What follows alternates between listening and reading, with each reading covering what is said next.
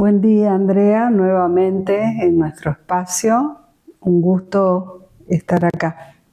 Patricia, un placer nuevamente en estos diálogos entre psicología y educación. Aquí estamos una vez más para traer un tema muy interesante que tiene que ver con quién somos, temperamento y carácter. Así es. Importante empezar a diferenciar estos dos conceptos, ¿no? El temperamento y el carácter, entre lo dado y lo aprendido, podríamos empezar quizás desde allí planteando qué es el temperamento. Y el temperamento tiene que ver con esto que traemos de fábrica, podríamos decir, ¿no? Con eso heredado genéticamente, biológicamente. Podríamos decir que es el instrumento con el que venimos, ¿no?, al mundo. Eso sería básicamente el temperamento. Sería nuestra dotación biológica, neurológica, genética. Es desde la base que traemos para construir con ella, ¿no?, lo que luego vamos a empezar a mirar, que es el carácter. Claro, y eso, si nosotros pensamos en los niños, en los bebés, en los recién nacidos, que se puede ver esto claramente. Cuando nosotros vemos un niño un bebé que es muy tranquilo, podríamos decir hasta todos los bebés nos transmiten una paz impresionante, ¿no?, personalmente. Pero luego vemos otros niños que son como más enérgicos, parecieran ser más activos. Eso ya forma parte del temperamento. Sí. A ver, bueno, estamos en inicio de mes de clases, ¿no? Si nos remitimos imaginariamente a una salita de niños de 2, 3 añitos, hoy cada vez sabemos, Andrea, que los integran cada vez más temprano por un montón de cuestiones, ¿no?, que nos atraviesan como familia. Si vos imaginás esta salita, ¿no?, hay niños que llegan de la mano de la mamá y ingresan al espacio y con una energía muy suelta puede que corran por el lugar, se conectan con los objetos, con los otros niños, hasta le pueden decir chao mamá, ¿no?, sin ningún problema. Y también tenemos estos otros niñitos que cuando llegan se mantienen como observadores, como a la distancia, y a lo mejor si se quedó, permanece al lado de la señorita, ¿no?, hasta que le lleva su tiempo poder integrarse y empezar a interaccionar en ese ambiente, ¿no?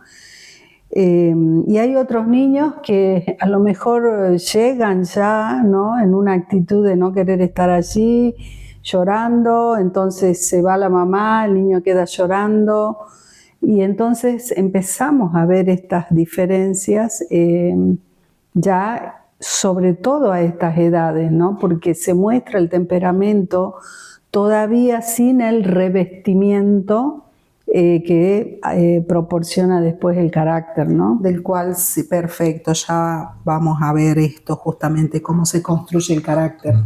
Volviendo al temperamento, ¿qué aspectos podemos diferenciar en el temperamento? Y podemos ahí tomar probablemente algunos aspectos, como por ejemplo el nivel de energía del niño, ¿no?, qué tan activo o pasivo, el tipo de respuesta emocional, ¿no?, que da frente al ambiente, su capacidad quizás de autorregulación, ¿no?, que también es otra cosa que es importante observar en el niño. Estaba recordando esta película que nos gusta muchísimo, Una estrella del cielo en la tierra, y Jam, que siempre invitamos a verla, porque podemos encontrar mucho de muchísimos temas, realmente es una película preciosa. Recuerdo Hicham, este niño, ¿no? Que si bien se lo aborda entre los 9 y 10 años en la película, en él se veía un temperamento justamente de un niño que era muy sensible, con una creatividad impresionante, tranquilo podríamos decir, ¿no? Tranquilo. Recuerdo que era un niño muy metido en su mundo, ¿no? Un niño que incluso tenías a veces que hablarlo 2 o 3 veces para atraerlo a la conexión. Ahí podríamos ver este otro aspecto de la sociabilidad, ¿no? O qué tan rápido o cuánto demora en adaptarse a su contexto. Y Hicham, claramente que sí lo recuerdo, hermosa película, Una estrella del cielo en la tierra. Tenía sus propios tiempos, vamos a decir. Ahora, ¿cómo esto de sus propios tiempos era rotulado institucionalmente, áulicamente? Porque de hecho que él tiene una problemática, vamos a llamarle de base, que es la dislexia, ¿no? Por lo tanto, él no había todavía aprendido a leer y escribir, entre muchas otras cuestiones para las cuales, por la edad que tenía, el sistema decía que ya tenía que estar alfabetizado. Y todo esta dificultad que tenía le impedía, vamos a decir, haber aprendido lo que cronológicamente la edad se supone requiere alrededor de los 10 años, ¿no?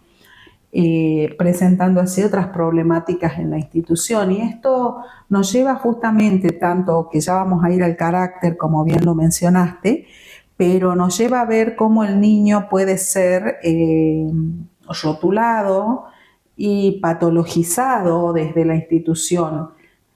Al respecto de esto, Patricia, ¿cuál es o cómo podríamos en el aula mirar esto? Y es, a ver, es una tarea, una necesariedad, y como toda tarea no es para nada sencilla. Podés verlo, podés hacer una lectura allí desde distintos lugares, ¿no? Podés ver la institución, podés ver al docente y podés ver al niño. Entonces acá estamos hablando del temperamento y estamos trayendo la figura del niño. No obstante, podemos extrapolar esto, digamos, ya cómo se manifiesta y se desarrolla, ¿no? Dentro de los diferentes ambientes. Entonces, claramente que el trabajo que el docente hace, ¿no? Sobre sí mismo en cuanto a su propio desarrollo de conciencia y sus darse cuenta le permitirá, ¿no? Generar darse cuenta en sus alumnos, ¿no? En los niños, en cualquiera sea el nivel en el que el docente esté ejerciendo su tarea, ¿no? Claro, estaba pensando justamente cuando mencionas esto del darse cuenta personalmente como docente y pensando en mi propio temperamento, que soy alguien muy de mucha energía, de mucho hacer. Cuando me encuentro con alumnos o con estudiantes que tienen otro tipo de energía, en un primer momento siempre es como bastante complejo darte cuenta cómo pones toda tu energía y uno termina hasta no mirando al que tiene enfrente, ¿no? Me ha llevado y me sigue llevando porque es un darme cuenta, como bien lo dices, diario, de buscar este centro para poder llegar al otro de otra manera, porque si no mi energía me lleva a seguir y seguir de un tema a otro, perdiendo de vista a quien tengo enfrente, con quien tengo que trabajar en realidad para enseñarle y aprender a la vez, porque esto es algo indisociable. Y poder ver ahí entonces, bueno, qué es lo que busco en el otro desde la enseñanza, desde la educación. Por eso es esto que señalas de mirar la institución, bueno, porque en tu institución tenemos una gestión que es como una retroalimentación continua, ¿no? A la vez, pero en este mirar y darme cuenta cotidiano, si no lo hago, puedo terminar incluso desde el rol docente anulando alumnos. Y como decís vos, patologizando, porque lo diferente, ¿no? Ya venimos hablando de esta diferenciación en cuanto a temperamentos, en cómo cada niño se muestra, ¿no? Entonces, si este niño o este alumno se muestra diferente a mi propio temperamento, como vos en el ejemplo traías, ¿no? Si no me doy cuenta, trato de traerlo y hacerlo entrar en esto, y ya se me pierde el alumno en su individualidad, en lo que necesito leer. Y acá viene otra cuestión importante que tiene que ver con esto que preguntas: ¿qué le ofrezco yo desde acá como educadora a ese joven, a ese niñito? Respetando un poco esto y generando quizás propuestas que puedan estimular si es necesario o tranquilizar si es necesario, digamos. En ese sentido, empezamos a leer esto, digamos, que se nos presenta y que nos mueve a hacer toda una estrategia de trabajo para poder no anular lo que está trayendo el niño y que puede ser absolutamente viable para su adaptación, su intercambio con el entorno, o lo está obstaculizando, ¿no? En este caso, como vos traes, tu propia energía arrolladora, como esta mujer que es como el viento, puede que, claro, vaya como con un soplido muy intenso y de repente, bueno, ¿no? ¿Quién está ahí, no? Claro, y me quedo pensando en un temperamento contrario, ¿no? Alguien que por ahí es muy tranquilo o muy tranquila y se toma muchísimo su tiempo y se encuentra con una energía del otro lado, estudiantes que requieren o que piden más y cómo nos puede costar también salir.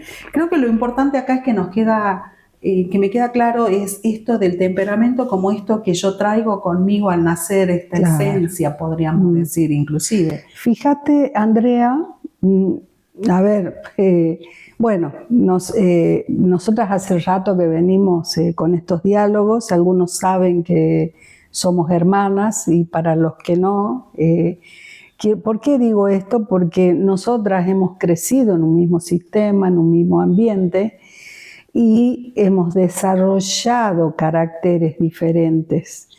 No obstante, reconozco, ¿no? Desde alguna memoria que todavía está allí, que había en esta niña un poco más retraída, más tímida, más que podríamos tomar algo como de su temperamento. No obstante, había también en ese temperamento una energía que me llevaba a querer tomar las cosas del entorno con mucho brío, vamos a decir. Y esa parte de esa niña tímida que un poco se va conformando y se va acentuando en función de lo que el entorno recibía. Nosotros decimos que, claro, el temperamento propone y el entorno responde, ¿no? En este sentido, podríamos decir que se fue condicionando y se fue conformando una estructura de carácter un poco más retraída, un poco más tímida, ¿no?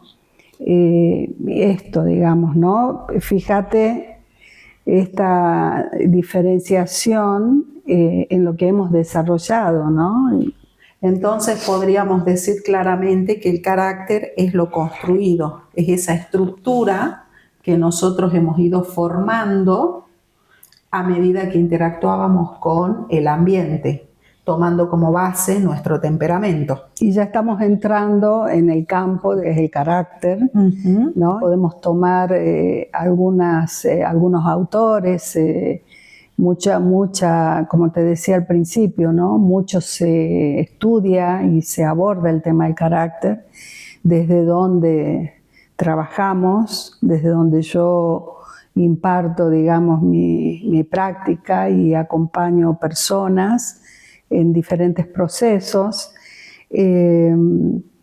Tomo esta mirada del doctor Claudio Naranjo, que trabajó muchísimo el tema del carácter y ha desarrollado, ¿no? Un conocimiento que es muy antiguo, ¿no? Y lo ha traído en función de sus conocimientos como psiquiatra, ¿no? Como terapeuta, como gestáltico, lo ha desarrollado en un sistema que nos permite y nos da la oportunidad de conocer esto del carácter, ¿no? Y entonces desde esa mirada el carácter es como una especie de construcción, ¿no? De estructura que armamos para sostenernos, para hacer subsistencia, digamos, ¿no? Básicamente reúne una serie de comportamientos que devienen casi automáticos ya conforme vamos desarrollándonos y creciendo.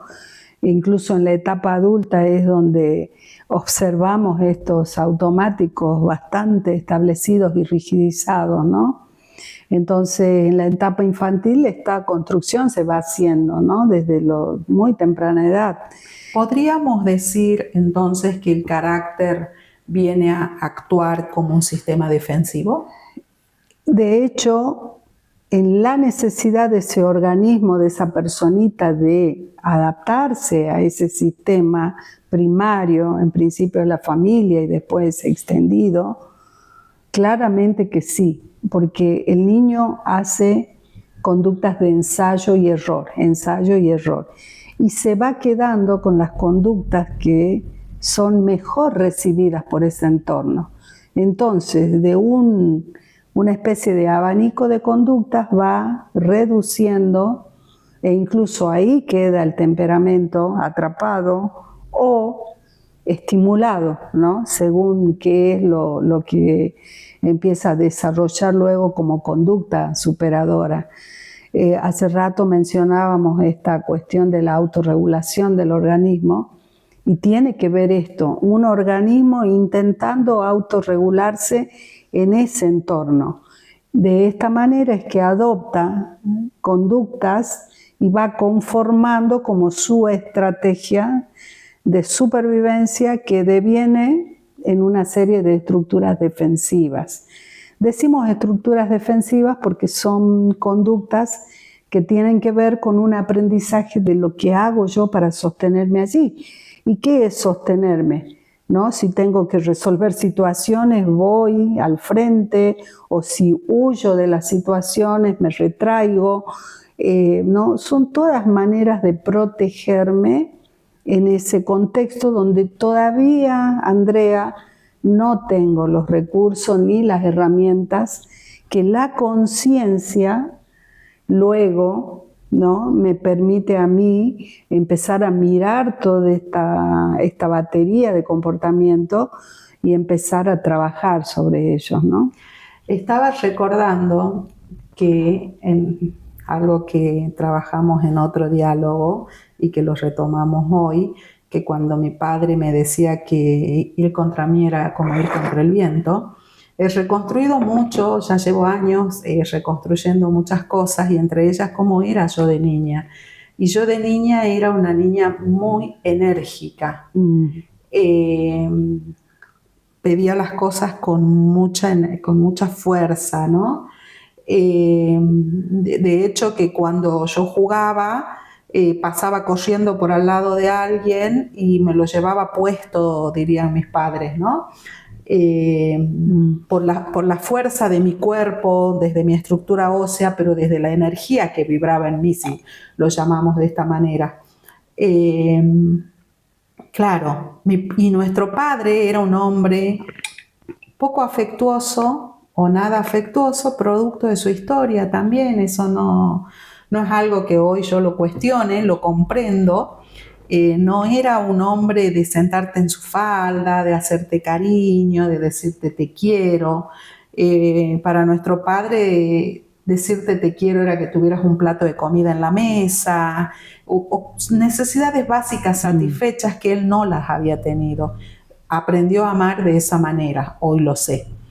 Y cuando él me decía, claro, yo recuerdo que él venía de trabajar y yo corría a él, 3, 4 años, y me le tiraba en los brazos como un bólido. Esa era mi energía. Yo, al ver que él no venía, inconscientemente yo iba por lo que yo necesitaba, quería, sentía. No los recuerdo tampoco, solo recuerdo las escenas de arrojarme a los brazos de él, o él se sentaba y yo, pum, me le instalaba. Claro, yo iba por él. Y lo digo con esta misma fuerza, ¿no? Y cuando fui creciendo lo confrontaba, no me quedaba callada. Y claro, de allí le vino esto de ir contra mí, era como ir contra el viento, porque yo iba por lo que quería. Hoy puedo comprender que, de hecho, en algo que he estado trabajando esta semana después de nuestra última grabación, tiene que ver, y me lo digo así, mi padre me llamó viento y mi inconsciente lo nombró huracán. Y acá quizás entramos en el terreno del carácter, porque esto que era temperamental fue revestido por algo, como una estrategia, ¿no?, para llegar al otro y obtener lo que quieres. Y que esto es lo que, cuando empezamos a tomar conciencia, es que empezamos a mirar cuál es esa estrategia que yo desarrollé para poder conseguir lo que de niña lo reclamaba, lo gestionaba así naturalmente, ¿no?, como con esa impetuosidad. Entonces, bueno, claramente que, de hecho, Claudio Naranjo menciona que esta búsqueda y que esta estructura de carácter se instala como una necesidad a partir de una ruptura, ¿no? Como de una especie de quiebre en el flujo amoroso, ¿no? Es como que se vivencia en algún momento una ruptura en este vínculo, ¿no?, que es como un molino, ¿no?, que trae agua, hasta que en un momento se detiene y necesito empezar a desarrollar toda una estrategia para ver cómo hago que este molino siga trayendo el agua. Todo esto es inconsciente, ¿no? No tenemos conciencia a tan temprana edad, Andrea, para decir, mi papá no viene, entonces yo voy a hacer, ¿no?, todo este movimiento para lograr que él me dé lo que yo necesito. De hecho, que justamente te decía recién, después de hace una semana, sigo mirando cosas. Es impresionante cómo cada cosa que ocurre en nuestras vidas nos despierta otras, ¿no? Y cuando me encontré mirando esto, digo, claro, ahora puedo entender muchas otras cuestiones de mi estructura de personalidad y del carácter que desarrollé, y de por qué siempre he ido directo a lo que quería. Pero porque, bueno, ya tengo un temperamento que es de mucha energía, de estar en movimiento continuo, y mi carácter se desarrolló en línea a eso justamente. Ir directo es una manera que es lo que intentamos generar como desarrollo de conciencia, y la estrategia tiene que ver con cómo llego a eso que no es tan directo, digamos. Es toda una invención que hago para conseguir lo que quiero, que probablemente no tiene que ver con lo directo, ¿no? Tomando mi caso, por ejemplo, hubo un momento donde yo claramente que reclamaba ese lugar, ese espacio, y si lo que venía del entorno era un no contundente, lo que fui desarrollando es un no me interesa, no lo quiero, no lo voy a tomar. Entonces fui como renunciando a eso que quería en profundidad desde un comienzo. Entonces lo que armé es una estrategia de evitación, de huida, digamos, de esa realidad, ¿no? Que desde algún lado era muy deseada, era abordada por una niña muy pequeña, ¿no? Desde recursos muy reales que primero eran desde el temperamento y después fueron quedando como encerrados en la estrategia que uno dice, uno se puede preguntar, che, pero ¿cómo me podía servir a mí una estrategia donde en vez de ir y tomar lo que necesitaba, me invitaba a una retirada? Y era la manera en que aprendía que de esa manera iba a estar más segura. Y ¿no? acá creo que algo que es fundamental es que no hay una manera mejor o peor, No, porque claro. cada una de esas maneras tiene su propio... Yo uso mucho una palabra, ¿no? Porque para mí tiene mucho sentido y la quiero explicar, que cada una tiene su propio infierno, su propio descenso al inframundo, más bien digo, ¿no? Que es esto de cómo lo vivimos, porque ya sea el ataque, la huida o la parálisis, que básicamente podemos estar hablando de esto, ¿no? Una estructura reactiva, una estructura que se paraliza o una estructura que va al ataque. Igualmente, por dentro se mueven cosas que son demasiado fuertes y que a una X altura de nuestras vidas nos termina haciendo ese ruido, vamos a decir, que es lo que algunos le podrán llamar generando incomodidad, que nos llevan a buscar otros modos de ser y estar. Reconociendo que el temperamento y que yo soy una persona muy enérgica y que eso me va a acompañar a lo largo de mi vida, pero que puedo encontrar otra manera. Y esto me recuerda a algo que muchas veces hablamos de la importancia de decir, yo no soy controladora, sino que me sirvió controlar. ¿Nos querés comentar un poquito de esto? Es que justamente mientras te escuchaba venía esto de que, claro, el carácter termina siendo nuestra identidad. Es decir, Claro. Esto que yo soy es con lo que me identifico. Yo ¿no? soy... Entonces, imagínate en un proceso de trabajo sobre ese carácter, que muchas veces lo he visto en repetidas situaciones, pero si yo dejo de ser esto, entonces ¿quién soy? Aparece el vacío y aparece como puede llegar a aparecer una angustia si tengo que soltar esta ropa. Es como algo que me calcé muchísimos años y que me permite resolverme de alguna manera, ¿no? Gestionarme en la vida.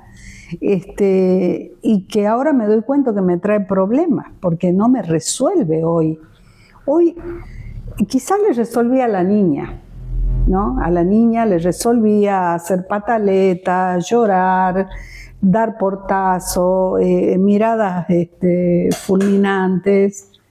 Pero imagínate, Andrea, en mí adulta, mi cuerpo adulto haciendo eso, dando portazo, haciendo miradas fulminantes, que por ahí probablemente salen, sin duda. Nos traiciona el inconsciente. Salen porque, y claro, esto obstaculiza cualquier vínculo, es decir, no me permite generar ese diálogo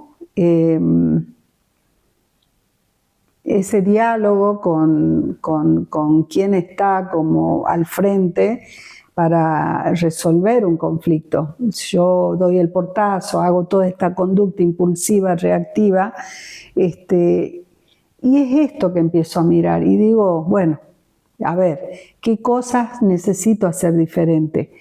Esto que vos decís de empezar a enunciarme como estoy siendo controladora en este momento, me da la pauta a mí de que, bueno, ¿qué está pasando acá? Que siento que se me va de control, ¿no? Y aparece esta rasgo, digamos, en ese carácter, que es esta necesidad de controlar. Cuando empezamos a mirar qué hay debajo de esa necesidad, empezamos a descubrir las razones. Y acá viene esto, André, que tiene que ver que necesidades que han quedado plasmadas en esta estructura de personalidad han sido muy genuinas, y volvemos a destacar que merece todo nuestro respeto y nuestra honra a eso que llamamos personalidad, estructura de carácter, ego, más bien que lo hemos desarrollado, si no estaríamos hablando de otras condiciones. O inclusive, tal vez hasta podríamos no estar. Sin dudas. Entonces ha sido un gran recurso. Mas hoy necesitamos desarrollar nuevas estrategias. Y es importante saber que no podemos derribar esta estructura. Lo que empezamos a hacer es ejercitar conductas nuevas que probablemente me empiecen a traer una posibilidad de resolución a través del diálogo, a través de la pausa. Si siento que me estoy desbordando, entonces me doy un tiempo, me doy un espacio hasta que puedo volver a retomar. ¿Cuál es un rasgo característico de esta estructura que reúne una serie de dispositivos reactivos, digamos, automáticos? Es que se disparan en segundos, no nos da tiempo a gestionar sobre ellos. Entonces, claramente que esto, ¿no?, volviendo a lo que traías, se presenta como nuestra identidad. Entonces, trabajamos, ¿no?, para poder observar que hay cosas que tienen que empezar a flexibilizarse en ese carácter, porque si estamos frente a algo muy rígido, ¿no?, sobre algo que incluso podría haberse reflejado en expresiones como yo soy así, si te gusta bien y si no te gusta también, ¿no? Entonces... Este trabajo, Patricia, del que decís trabajamos para observarnos, tiene que ver con el darse cuenta. Algo que parece que quizás al comienzo parece imposible, ¿no? Yo soy así. Si te gusta, bien. Pero cuando uno empieza a trabajarlo, valga la redundancia, realmente a veces, personalmente recuerdo que me llevaba meses salir de alguno de mis momentos, y hoy a veces son solo segundos de quedarme, entrar en un mutismo que me puede llevar 20, 30 segundos, un minuto, para volver a este centro en donde sé que puedo, como suelo decir, derrapar, y es este darte cuenta. Awareness creo que sería, mi inglés no es lo mejor para pronunciar, pero siguiendo con esto, acá ya hemos estado hablando de la interacción entre temperamento y carácter, claramente. Pensalo, Andrea, como una danza, ¿no? Una danza que aspiramos a que sea una armónica danza, ¿no?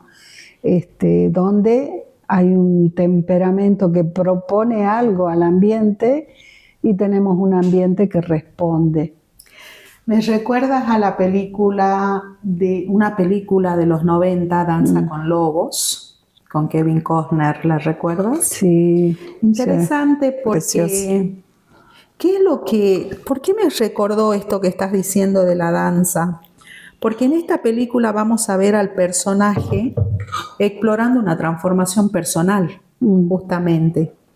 Deconstruyéndose, porque él era un militar con una estructura muy rígida, y de repente se va a encontrar en otro ambiente que no es claramente en el que él se socializó, que tiene que ver con los pueblos originarios norteamericanos, los Sioux justamente, que tienen otra forma de vivir, que tienen otra forma de ser. Hay otros temperamentos, otros caracteres, por supuesto. Como cada comunidad, Andrea, que tiene su idiosincrasia, digamos, ¿no? Y él ahí en medio de esto tiene que iniciar también esta deconstrucción y volver a conectarse de alguna manera con esa autenticidad que su propia estructura militar y su propio proceso de socialización lo habían llevado a dejarla, digamos, oculta, ¿no?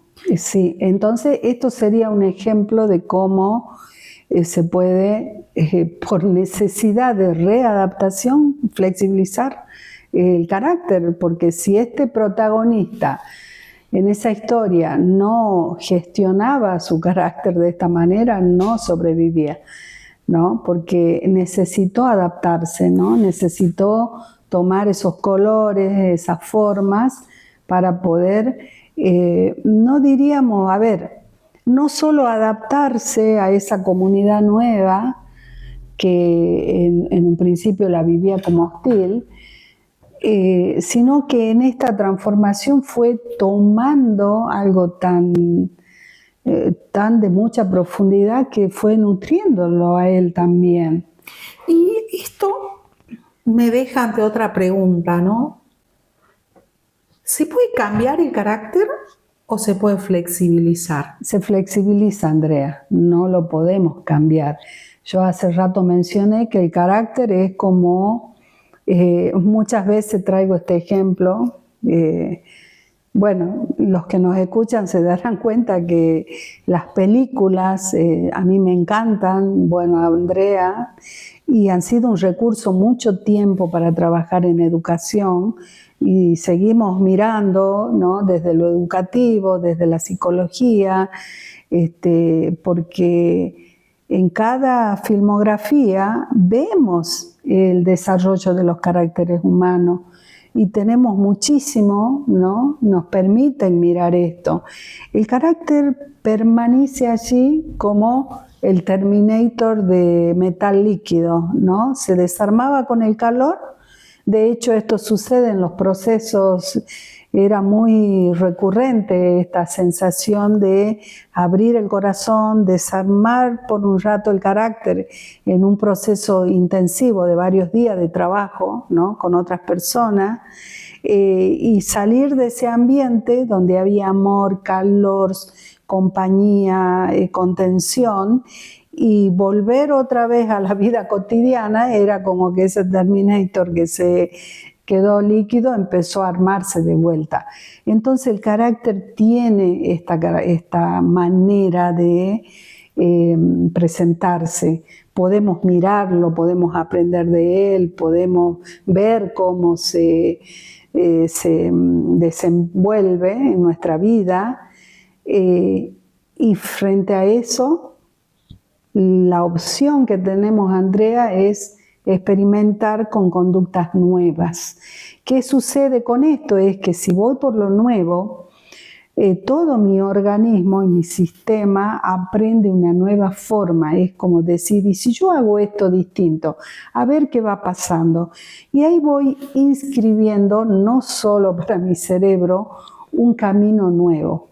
Es como si vos empezaras de esta manera a abrir un caminito a machete contra una carretera o contra una de estas autopistas de 6 carriles. La autopista de 6 carriles es nuestro carácter. El caminito a machete es el que estoy intentando abrirme para poder generar una mejor relación con mi entorno, con las personas, en mis vínculos, etc. ¿Sabe? Y esto es lo bonito que podemos ver en cualquier filmografía, porque ahí en 1 hora 45 minutos vemos resumida la vida del protagonista. Pero mencionas 1 hora 45 y estoy recordando que creo que compartimos un amor mutuo, que es el cine, y que tiene un origen en común, hablando de una misma familia, 2 padres, que es nuestro padre. Porque si vos recordás, algo que en este momento me viene, es que el momento de conexión más auténtica que yo podía obtener con mi padre era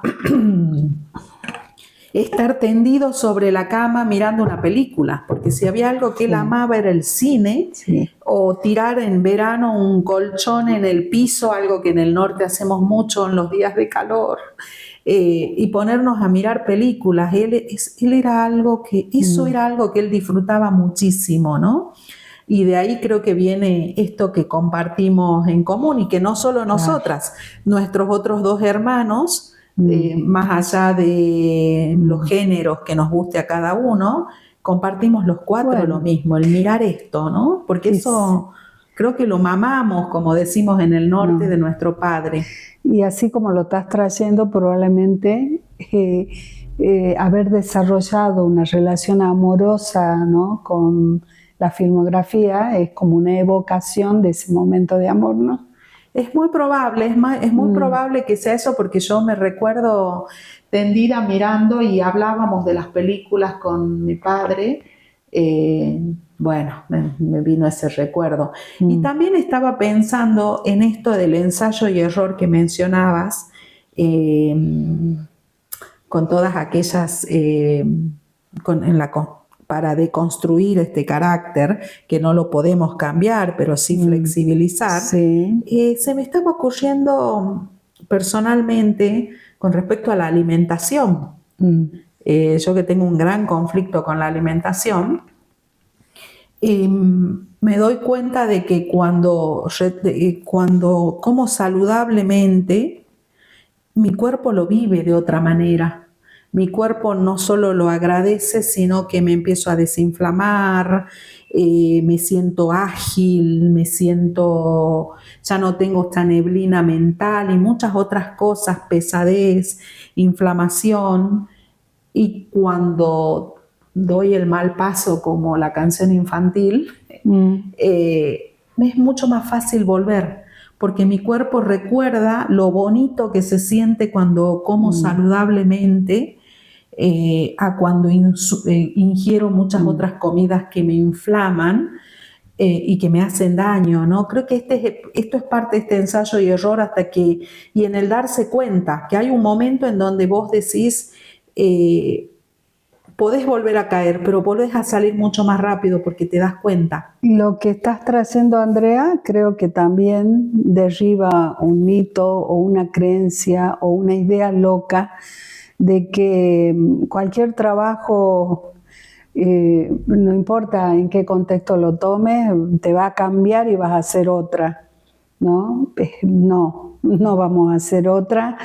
Esto que estás trayendo, Andrea, claramente que sí, nos invita quizás a derribar o una especie de mito o una creencia, una idea loca de que si hago un proceso en mí voy a hacer una otra cambiada, ¿no? Esto me recuerda que cuando era niña, tenía 8 años, y deseaba algo o quería algo, en mi pensamiento infantil, yo decía, si me acuesto y cuando me duerma lo sueño y lo abrazo fuerte en mis sueños, al otro día voy a despertar con ese vestido. Si lo traemos a esto que estamos hablando, claramente no. No porque lo desee fuerte, lo voy a conseguir, ¿no? Y sobre todo está bueno que lo traigas porque hoy en día se ofrece y se vende mucho eso de la solución fácil, la solución rápida. Y entonces, a ver, esto da para otra conversación porque estamos en un mundo donde se nos ofrece una gran ilusión. Y la ilusión es de que el mundo a mí me va a dar eso que yo ansío, que yo deseo. O necesito inclusive. O necesito, ¿no? Por eso digo, esto sería para más tiempo de desarrollo. No obstante, volviendo a esto de no lo consigo así porque lo deseo, sino que hay todo un trabajo que hay que hacer por debajo que tiene que ver con esto de que decías, ¿no? Una conciencia puesta en este trabajo. Podríamos verlo como un sendero por el que voy caminando y de repente, muy consciente, voy por este sendero y de repente esta estructura egoica con sus automatismos me saca de ese sendero. Vos trajiste la palabra derrape, ruedo lejos. Y lo que va ocurriendo en este trabajo de desarrollo con uno mismo es que cada vez vuelvo más rápido al camino. No quiere decir, Andrea, que no me vaya a salir de vuelta. Vuelvo de vuelta cada vez quizás más rápido. Y otra cosa que quizás en el tiempo, si sigo trabajando, si soy disciplinada, si hago todo lo que necesito hacer, quizás prolongue en el tiempo el derrape. No significa que no lo vaya a ver. ¿Por qué digo esto? Porque incluso me parece que hasta los 40 años yo creí que podía iluminarme y que podría ser una cosa totalmente tomada por una energía divina, donde toda la parte negativa, la parte considerada por mí mala, tenía que ser sacada de mi estructura, entonces me iba a quedar absolutamente con todo lo bueno, y de ahí ya iba a ser, no sé, una iluminada. Y me río porque claramente que era una creencia, ¿no? Como la mía de creer que me iba a despertar con el vestido puesto. Lo bonito de esto que estás diciendo, Patricia, es que, o por lo menos para mí, que más allá de que el derrape sea un eterno loop, o sea, va a seguir ocurriendo porque es parte de nuestra esencia, está el temperamento allí. En primer lugar, siempre me imagino, ¿no? Empiezo a rodar, derrapar, dicen los españoles, me quedó el término, empiezo a rodar y en ese darme cuenta es como que empiezo a rodar en el sentido inverso, a volver al centro y no seguir rodando hasta caer en el inframundo, como decía hace un momento, o en quedarme allí sin poder accionar. Incluso el darte cuenta a mí me ha ayudado a ir accionando sobre el mismo momento, en eso que voy cayendo y a poder volver a mí. Y de repente es algo que cada vez ocurre con más facilidad, no va a dejar de ocurrir, pero sí me va llevando a ciertos estados en donde puedo sentirme más plena, ¿no? Aunque este es otro tema, como tantos que abrimos para otro momento, otro diálogo, que es la felicidad, ¿no? No, y además abre otras temáticas que muchas veces que puede ocurrir que el ego te hace creer que está en un trabajo de desarrollo personal. Ese es otro punto. Y se disfraza, ¿no? De alguien desarrollado, superado. Bueno, o sea, que el cuando ego, llegas a eso, el ego mismo te dice, bueno, hay todo un camino por el cual seguir, señorita. Con tal de sobrevivir y que vos no lo dejes de lado, el ego se disfraza, ¿no? Así que esto también nos sienta. Me sonrío porque en este afán de esta idea de trabajar con uno mismo, hay mucho dolor, hay mucha sorpresa, hay de todo, ¿no? Es como una película, digamos, tiene de todo. Entonces, a veces sonreírnos, reírnos con nosotros mismos, de nosotros mismos incluso, es como una medicina, ¿no? Resiliencia. Dramatizar, digamos, ¿no? Sí, estar conscientes y responsabilizándonos de lo que hacemos. Porque sería muy liviano decir, bueno, me salió, me perdono con tal, tengo que ser compasivo conmigo. Y de repente dejé, no sé, bajé a 2 o 3 con una liviandad que después me la perdono, ¿no? Entonces, esto también, ¿no? Por eso es muy un tema que se puede abordar y mirar y desde distintos análisis, ¿no? Miradas. Ahora, esto que estamos, para ir cerrando, que estamos trabajando desde la psicología y la educación, llevado a la educación, ¿sí? ¿Cuáles son las implicancias que tiene cuando yo no puedo mirarme a mí misma en esto de mi propio desarrollo personal, mi propio trabajo interior en relación a los otros, ¿no? Sabiendo que hay un sistema educativo que tiene más de 200 años de historia, que se ha erigido sobre un posicionamiento muy cerrado, muy dogmático, en donde lo que siempre se buscó es el disciplinamiento de los sujetos que recibíamos en las escuelas. De hecho, nosotras somos hijas de ese sistema educativo también, pero hoy nos encontramos viviendo otros tiempos a la vez. ¿Y por qué es importante esto de nuestra propia mirada para después volver hacia el aula? Y no solo al aula, sino en general, pero puntualmente desde nuestros diálogos, en la mirada a este sujeto que estamos formando.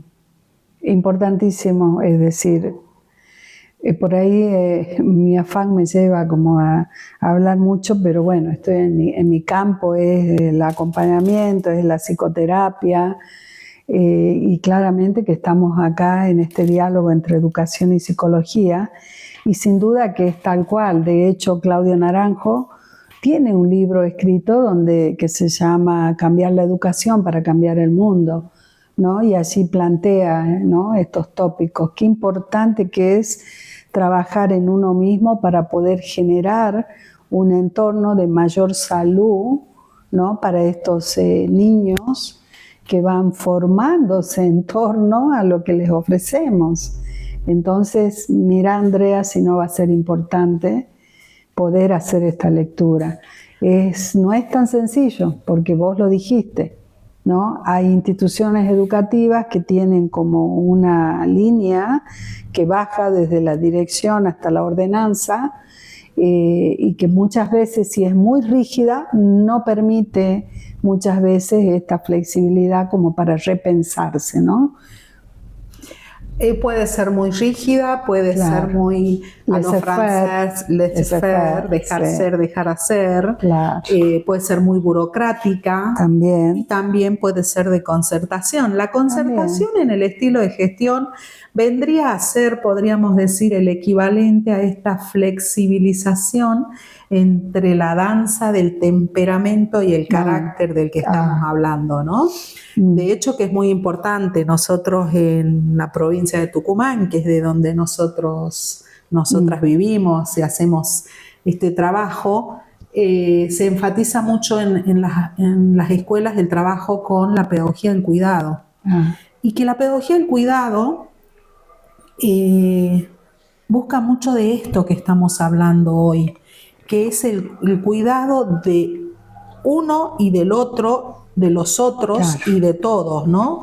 En un vínculo saludable, justamente poder acompañar a estos alumnos, no solo desde la transmisión del conocimiento.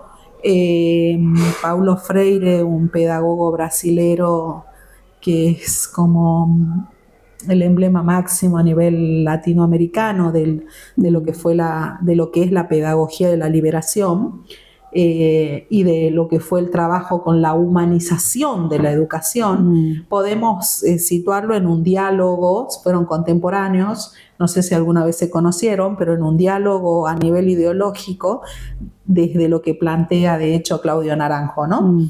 Pero bueno, él planteaba mucho esto, la humanización, saber que del otro lado tenemos personas, seres humanos. Esto es sumamente importante desde el cuidado, pero para cuidar a los otros también tenemos que aprender primero a cuidarnos nosotros. De hecho, nosotros, valga la redundancia, venimos de generaciones en donde no hubo mucho cuidado emocional, de hecho. Vos, yo y muchos de nuestros contemporáneos pertenecemos a la famosa generación X, en donde nacimos a un mundo que estaba cambiando, pero no tuvimos emocionalmente el acompañamiento para esos cambios a los que tuvimos que enfrentarnos. Fuimos los primeros en ir a la universidad, en educarnos, en acceder a un título, y en buscar, en abrir este mundo en donde hablamos de las nuevas generaciones, los millennials, los X, los Z, los beta, pero nosotros hemos quedado. Y quizás por eso es que nos interesa tanto esto, porque fuimos hijos de una generación que fue por más, pero no tenía las herramientas emocionales para. Y eso es lo que hoy nos atraviesa a los 50 años, básicamente, en tratar de transmitir esto también. Es algo que para mí es parte de una preocupación genuina, darme cuenta que lo emocional no anidó en nosotros, pero que no por eso no es importante, todo lo contrario. Sí, sería como en toda búsqueda, en todo proceso, en todo trabajo se busca ese equilibrio, ese punto al medio que es tan complejo de lograr. Podríamos decir que nuestros antepasados estuvieron más conectados quizás con una realidad que era quizá, no sé, más genuina, aunque si lo vemos el mundo ha ido como en una pendiente, ¿no? Y entonces hoy los jóvenes se vinculan, ¿no?, con una realidad que les ofrece y hace promesas mágicas. Entonces tenemos como quizá esta posibilidad de estar viendo, ¿no?, lo que había antes y lo que se plantea ahora. Básicamente, claramente que cuando pensamos en lo educativo, pensamos y estamos atravesados por todo esto, ¿no? Me parece que hasta acá, Andrea, ¿no? ¿Cuántas cosas hay para seguir hablando? A nosotras que no nos cuesta parar la lengua, igual hasta acá me parece que estuvo bueno. Que hemos llegado entre lo dado, el temperamento, lo elegido, el carácter, es elegido entre un comillas. Esto iba a decir, ¿no? Lo adquirido, lo desarrollado, ¿no? Y que siempre tenemos esta posibilidad, si bien no de cambiar, no volvemos a nacer, pero sí de poder estar introduciendo flexibilizaciones, y ahí es donde hablamos de cambios, pero de saber que somos sujetos en continua construcción. De hecho, hoy la ciencia te plantea que no hay una edad para seguir claro, modificándonos, transformándonos.